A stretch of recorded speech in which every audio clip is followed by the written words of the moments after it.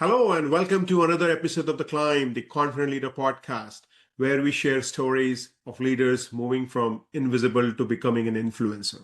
I'm your host, Rahul Karan Sharma, and today I'm here with another guest who happens to be an elite career coach and a leadership strategist who helps professionals transform uncertainty into purpose-driven growth. Known for her calm in chaos approach, she blends 20 years of corporate leadership experience with the art of coaching to help individuals and teams unlock clarity, confidence, and impact. She is one of the key figures behind Mentaa, along with the founder, a coaching platform that intersects community, human-centric philosophy, and accessibility all in one place. Ladies and gentlemen, it has been utmost pleasure. Please welcome Desiree Galicher to our show. Welcome to our show, Desiree. How are you doing today? I'm good. Thank you so much for that wonderful introduction.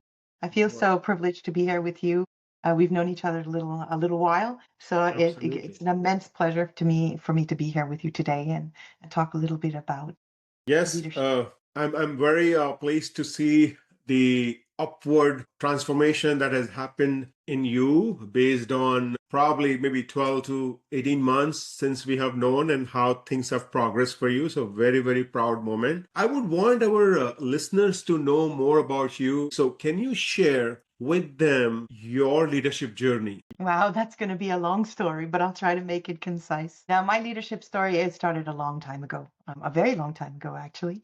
I had a lot of time to reflect upon this in the last 18 months, like you've said. And it started all the way back in high school, actually. I was a math tutor, quite frankly. I had time to think about this. A math tutor a long time ago. And I started, leading in a sense of tutoring and helping others to reach their potential, to learn and to be better and to progress. It started Mhm. all the way back then, quite honestly. And since I've built my career on many different building bricks, like a lot of leaders out there, learning as I go, practical and theory all in one.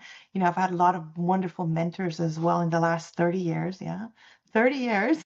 A lot of people have crossed my paths, and I had lots of opportunity to learn what leadership is about. And it always comes back to one thing, right? It's people. How Mhm. you manage, how you communicate, and how well you can cooperate and collaborate with people. That is the key, essential thing. Correct, correct. Yeah, people are the foundation of leadership. And I learned that how you have learned from each of your experience, right? From, the tutoring experience to the leadership experience in a technology firm or being in that project management role, and now transitioning into what you're doing today as a co-founder of Mentaa.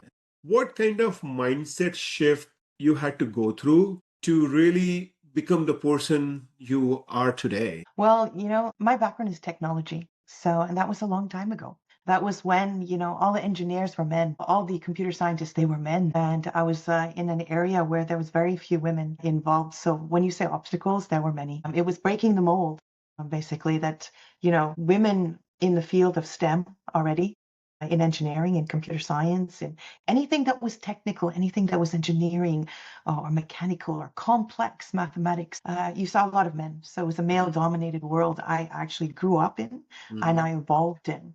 Challenges, so many. Obstacles, so many. Biases, a lot of things happening in that space, right? So it has been a struggle. Mhm. But it's a struggle where perseverance has to really trump everything else. Mhm. Keep going, and always believe in yourself. And that's something that, for all the women out there as well, you want to do something that's not the norm, let's say, what people think is the norm, you go out and do it and Mhm. you persevere, you believe in yourself. That's very, very important. That mindset shift that, you can do anything if you set your mind to it. That is very important. And you have to believe in yourself. Even if nobody around you believes, you have to believe in yourself. And I am walking proof that you can succeed if you have that kind of thought about yourself. Wow. A golden nugget being dropped by Desiree just right on this question itself. You need to set your mindset to it. And if your mindset is right, then impossible also becomes possible. So thank you for sharing that aspect. And I know there have been in your career challenges with the layoff that launched your coaching journey. It was probably, I would say, a planned move. It just happened maybe accidentally. And that layoff started your journey was very, very pivotal. So what are those setbacks that really moved you to become that purpose-driven leader and the story of Mentaa? Share with us. So honestly, that layoff was one of the best disguised gifts of my life. At the time, I didn't feel like it. Of course, it was shocking, and I was just in a space where I had to, get over that shock and digest it because it was very unsettling. But once I stopped seeing it as something that happened to me, I started seeing it as something that happened for me. That's when it changed. That's the real shift. That's when that came. When I stopped asking myself, why me? Why did this happen to me? I started asking myself, well, what now? It's that mindset, moving from the victim to a visionary or somebody who wants to get out there and do something. That allowed me to turn a setback into really a springboard and get moving again. My path, I think, in entrepreneurship was set a long time ago. It was something that when I look back many, many years ago, I wanted to be in California. I wanted to be in Silicon Valley. And that was a very long time ago. But I kept going backwards because it's like, oh my gosh, if I go there and I don't succeed. And that has been there multiple times. But the path is there, and I keep shying away from it. And this time I said, you know what, I'm not shying away from it. I'm going to take it. I'm not going to let anybody or anything sway me from that path because it's something I have to do for myself. So eventually, it led me to coaching. It helped me with others to find that purpose, the confidence in those moments when life, it forces you to pause and reimagine yourself, right? It's like, what is that next chapter for me? And all of that reflection, it just came back. Like I said, started reflecting in retrospective, what have I been doing? Actually, I've been helping people since high school. And it is pattern. When you start looking at it, it's a pattern. It keeps coming back. It keeps coming back. And it's like, okay, you know what? That pattern's there because that is my calling and that's my purpose. It's really to help other people to reach their potential and get past their obstacles and move on and become the success that they were meant to be. I think we had some conversations in the past as well, and we agree greatness. Everybody is destined for greatness in their own way. Yeah, absolutely. I think you're just touching on a great point. Everyone has greatness. And the key that you just shared in this response is the mindset that you had that things just not happen to you, things happen for you. So when that mindset we change from why me versus thank you, God, for choosing me makes a whole difference. And that's what happens when you move from becoming that victim mentality to that visionary. When you set that vision to really make a difference, things will fall in place. Entire universe will come and support you. But first and foremost, as she has mentioned earlier, you need to believe in yourself. If you do not believe in yourself, no one else will. So thank you for sharing that journey of yours and that mindset shift, that pivotal shift that happened after your layoff. Now, Let me just build upon one thing you've just said, and yes. that is believing in yourself. Mm-hmm. That is so true.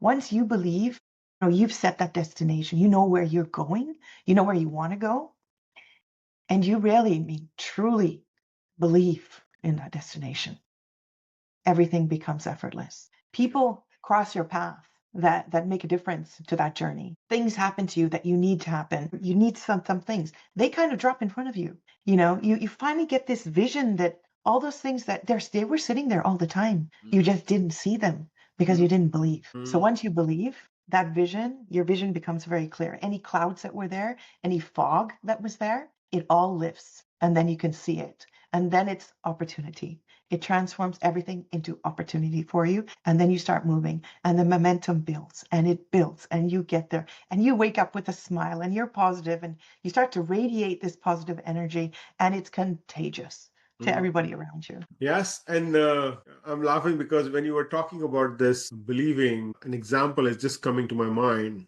Has it ever happened with you that your spouse, your loved one, asks you to get something from the kitchen closet or a pantry and you're not able to see it? And the next moment, your partner goes in and she or he says, "Hey, it is just right there." Now that happens because when you tell your mind that it is not there, it signals through your brain and your eyes are not able to see it because your mind is passing on the message. On the contrary, if you believe that yes, it is there, then it passes on the message and you are able to see it as well. So absolutely well said. It's all about the mind. Yesterday, one of my favorite football team was Philadelphia Eagles. Was one of the who won the Super Bowl last year. They lost by 37-17 or 34-17, which was not expected. And it makes me believe that it is not about the technique or the best player who is part of your team. It is the mental state of yours. How strong you are mentally, that defines who will win the game. It is not the technical. Maybe the team maybe look good on paper, but if they are not mentally strong, they will not be able to execute the way they plan to. So focus on that mindset. Be mentally strong is one of the very, very important aspect of life. Now, in your coaching with leaders, is there a specific technique you use to help aspiring leaders, emerging leaders to project confidence and gain influence through their presence? Because most of the people, especially the new leaders, they feel that unless and until they have the title behind their back, things will not happen for them. So how you handle that kind of situation with your clients when they are focusing more on the title, uh, and how you help them gain that confidence and influence. Right. No, well, with what I've learned over time is something called self-regulation. It's a technique that many people actually don't know about. Mm-hmm. And it's something I use with leaders and high-level managers. And, it's one of my favorite techniques, sometimes called anchored presence. Okay. And what does it mean, really? It's like, let's take an example, right? A very practical example here is like before walking into a meeting or a presentation, right? I ask leaders to ground themselves, physically and mentally by recalling a moment when they felt completely competent and calm. It's not about faking confidence, it's about reconnecting to it, right? And, when your body and your breath are steady, your energy communicates confidence long before your words even do. People tend to forget that, but they always remember, how you made them feel, and confidence is contagious. So self-regulation is, staying calm in situations. You go in there, you're showing up, you have a presence. Most of the time when you use this anchored presence technique, what happens is you walk in there calm, collected, and you are standing tall. And that alone, when you walk into a room, people see you. Right. I know that from my own experience. I don't have to say anything. I'm a woman. I'm surrounded by men in a meeting, but I will walk in there like I own the room. And why? Because I know I do. And what I'm going to say is going to be meaningful. So have that presence, stay calm, self-regulate. It's all about emotions too, right? It's like, how do you hold those emotions in place and you keep calm? It will allow you to think clearly. It will allow you to bring ideas to the table in a way that is received well by other people because you will be able to articulate, with that calmness, you will be able to articulate. And that's what counts a lot for people to understand what you're trying to communicate as a message to them. So that's one of the techniques I use with leaders and senior managers is anchored presence. You walk in there calm and collected, it makes a big difference. Well, thank you for sharing. I have not heard it. I'm sure you should get it trademark and then get the rights to use this terminology, anchor presence technique. And another thing that came to my mind, which is very important in today's life, is emotions regulation. How you regulate your emotions really will define the stability, the depth in your leadership. Folks who are unable to regulate their emotions, they may have some challenges when they are dealing with people. So as long as they're able to self-regulate themselves, as long as they're able to regulate their emotions, that will be the differentiator. So thank you for sharing that technique. I'm sure that would be very worthwhile for our listeners to know about it. Now, as I was talking earlier, that today's aspiring leaders, they're going for the titles. They think that till the time they have titles or they have that formal authority, they are not able to make an impact, and they still feel that they are invisible. So in your experience, what are some of the first few steps these new leaders should take to cultivate that self-belief or that influence in those moments when they feel that they are invisible? Yep. This comes up all the time, influence, whether it's formal authority or it's without authority, it's the same. Influence is not tied to a title. You could have no title, but you can have a heavy influence on people, right? So it's not necessarily tied to that. It's tied to trust. Can people trust you? Are you that person that walked the talk? That is the key thing about, self-belief and having command over an audience is when you don't have formal authority. I'm going to pick on that one a little bit more today because it's really about any level, without a title. You can be that person that people will look up to, the people that everyone trusts, is because you know why? You'll have a certain amount of things that you do. You show up every day, you deliver reliably, you listen deeply, you have active listening, you really, listening, not just listening, on the superficial level. You're actually going deep and you're understanding what people are really saying in between the lines. And you're that one that brings clarity when others bring confusion, That's influence in action. So just doing those key things, regardless of what level you're at, you're going to be going up in the esteem of other people. You're going to be the reference for other people because that's the way you show up. And internally, I tell my clients, borrow belief until it becomes your own. Okay, believe in yourself. Surround yourself with people as well who see the potential, and repeat that belief until it feels like the truth. Confidence is built by repetition. It's not a revelation. Aristotle said, you are what you repeatedly do.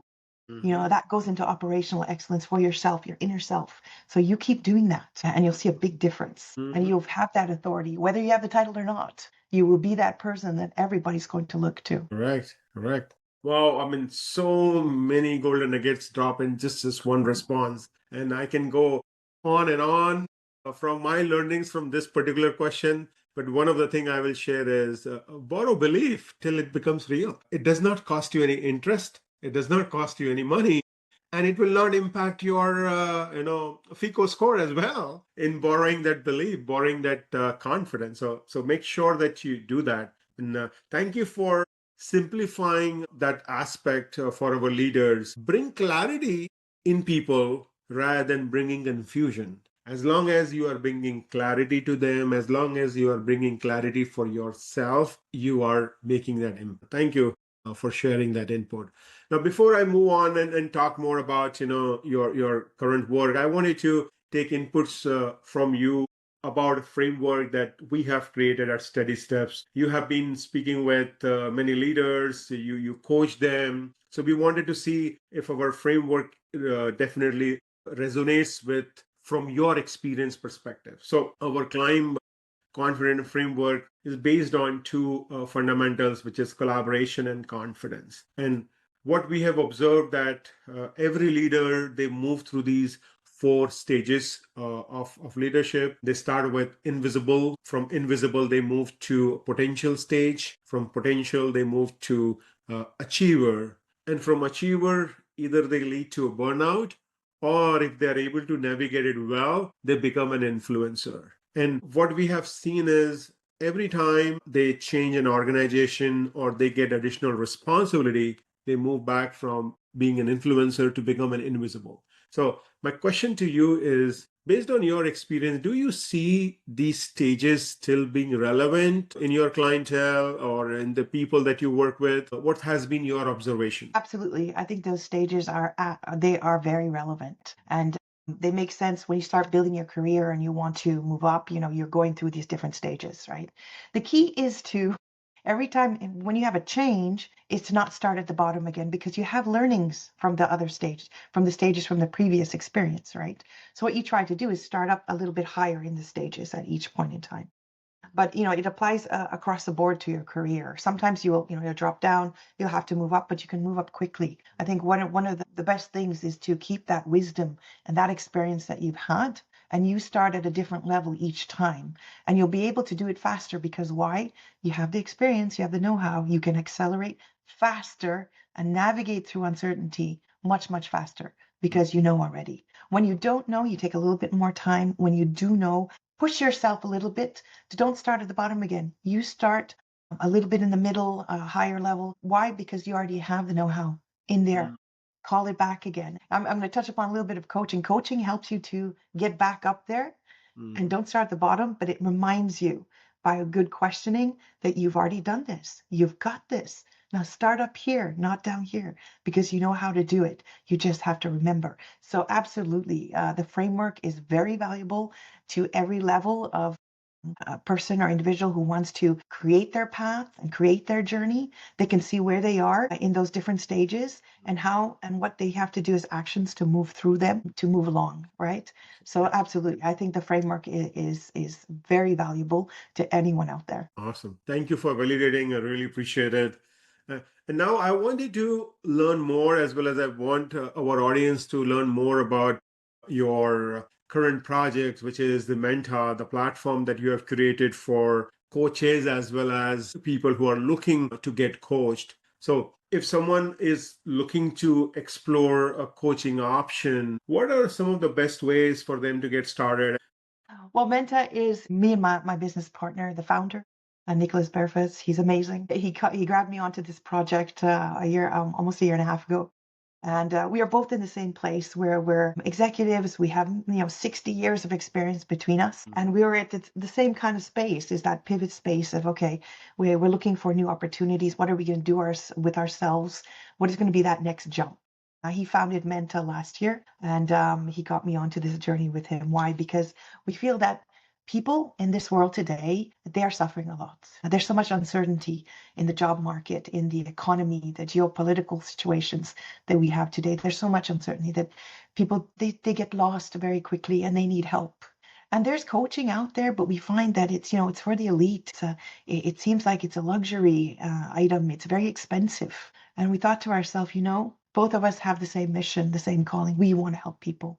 We have done a lot of people management between ourselves. I have an HR background. I have helped so many young people to move along their own educational journeys into work environments and, kind of find their way. I'm an Ikigai coach. So purpose and purpose is and impact is really what I help people with to find their way. And Menta was born a little bit out of this because it's how do we get coaching to people who need it, right? And we didn't just make it like that. We did a lot of research, actually. We talked to a lot of coaches, many, many coaches to get their feedback because what we wanted to do was build something that people need. And out of those conversations, out of all of that brainstorming with so many people, we built Menta.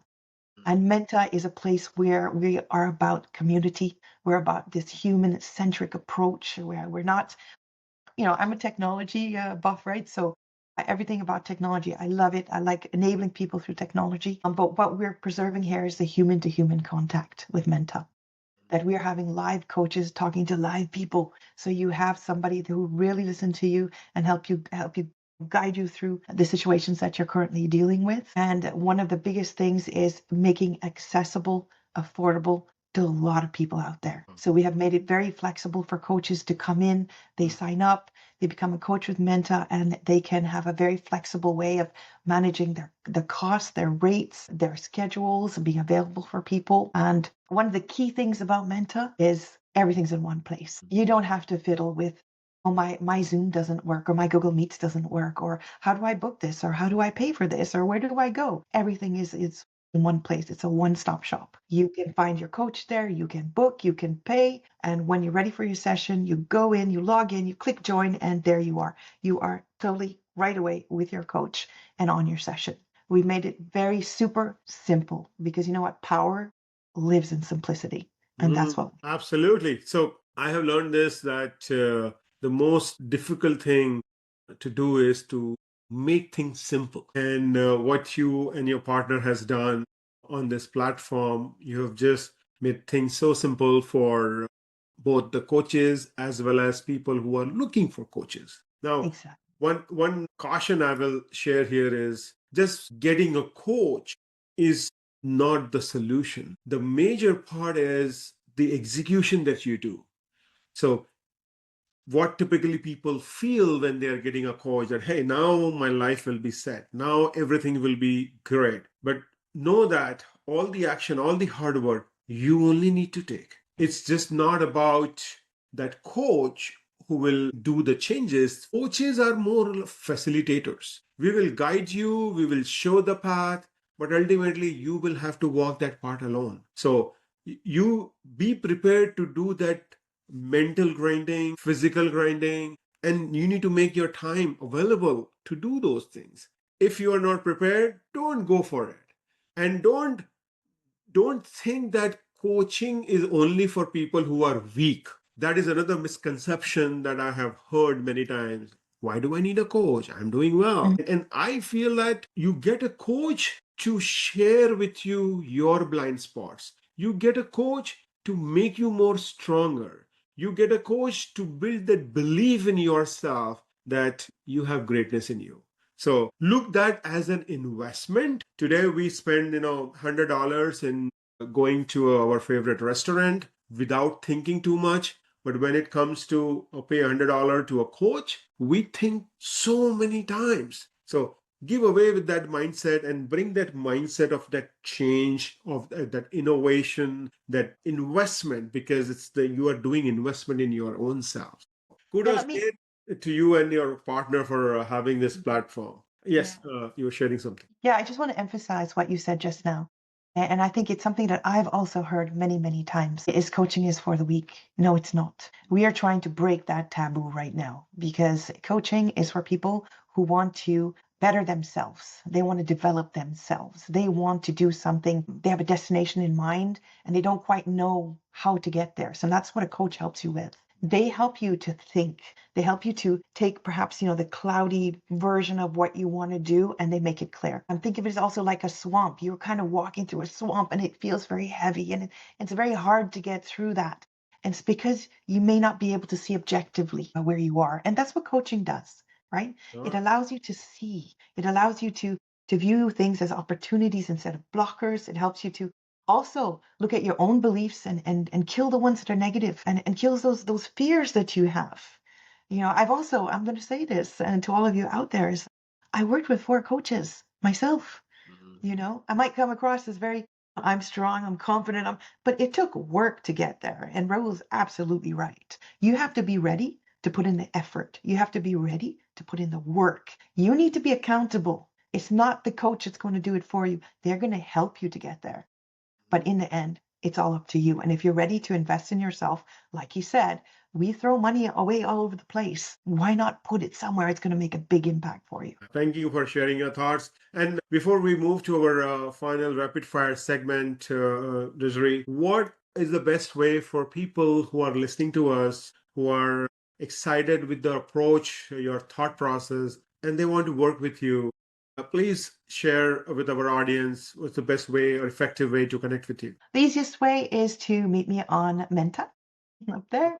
Or also you can connect with me on LinkedIn. I'd be happy to have a discussion with you and talk to you a little bit more about what we're doing at Mentaa and also what I can help you with myself. I'm very, you could probably see that I'm bursting with energy, a lot of positive energy that I want to share with the world. I have a legacy that I want to leave, and that is to help as many people out there as I can. So get in touch, LinkedIn, through Mentaa, lots of places to find me, and I'd be happy to have a discussion with you. Wow, and I can vouch for your positivity. So if you connect with her, definitely you will live with extra amount of positivity that will really boost your energy, that will really help you in taking that action and making you the person that you really want. So get in touch with Desiree as soon as you can. Now we are moving to our final segment, so rapid fire. So now what will happen is we will share 5 questions with you, and we would want you to respond to them without thinking too much. Okay? Oh, All right. this is going to be fun. This is going to be fun. The first one coming your way, a quotation you live by. A quotation I live by. I would say, oh my gosh, there's so many though. There's so many. But I'd have to, you know what? I'd have to mimic Nike. Just do it. Don't wait for perfection. Don't wait for everything to be in place because it never will be. Just do it. You want to get something done, just do it. So I'd say that would be the one that I would pick. Okay. Are you a morning person or a night owl? I'm a morning person, to my husband's dismay. I wake up very early. Even if I go to bed very late, I'm very much a morning person. Okay. What's one daily routine you never skip? Daily routine I never skip is actually waking up in the morning, not even getting out of bed. It's saying what I'm grateful for every morning. I don't skip that. Okay. What's one leadership skill you wish someone had taught you earlier? Leadership skill, self-regulation, actually, because it's one that's very, it is very key for good leadership. Self-regulation helps you, keep your emotions in check. Helps you to be calm. My devise is calm in chaos, right? So having that self-regulation, I learned it over time. I have now a very high level of it, but self-regulation, that would have been great sooner on. The final one, if your career were a Netflix series, what would be the title of season one? Season one would be, well, the title would be Calm in Chaos, right?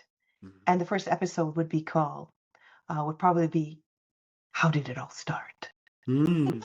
Very dramatic. All right. Well, thank you for being so amazing and giving your responses spontaneously. Now, as a ritual, I will share my learnings from the show. And listeners, if you're listening to us on Spotify or watching us on YouTube, this is the time for you to share your learnings from the show. Put in the comments, share with your loved ones as well, so that they can come and watch this episode. So for me, the first one, as she mentioned about believing in yourself. Don't wait to become a perfectionist, just do it. And the most important thing is setting your mindset to it. If you set your mindset to do something, the entire universe will come and help you, and it will make things happen for you. The second thing is around the mindset. Whenever things do not go right for you, have a mindset of that it is happening for you, not happen to you. It's a change in the thought process itself. Most of us, we believe that it's happening to me. It's not happening to you, it's happening for you. Move from that victim mentality to become a visionary. The final one would be the anchor presence technique, the self-regulation technique, how you ground yourself, how you pause, how you calm yourself before you actually enter the room, and enter the room with a belief that you have something powerful to say. You have something powerful to communicate, and that will make an impact on the audience. That's pretty much it from my end. One more is how you build that influence factor, the how you build that confidence if you do not have an authority. As she mentioned, that focus on doing the things, focus on delivering the things. Ask yourself, are you a trusted person? Are you someone people can hold you accountable, people can count on you? If you are having these things, then you don't need title. Then your work, your personality will speak for you. So that is something I learned from today's episode. Well, there were many other things, but these were some of the top of the chart. We are looking forward to hearing from you, your learning. Thank you again for coming to our show. We really appreciate you sharing your experience, sharing your wisdom, and your journey. Thank you again, and you have a great rest of the day. Thank you so much for having me.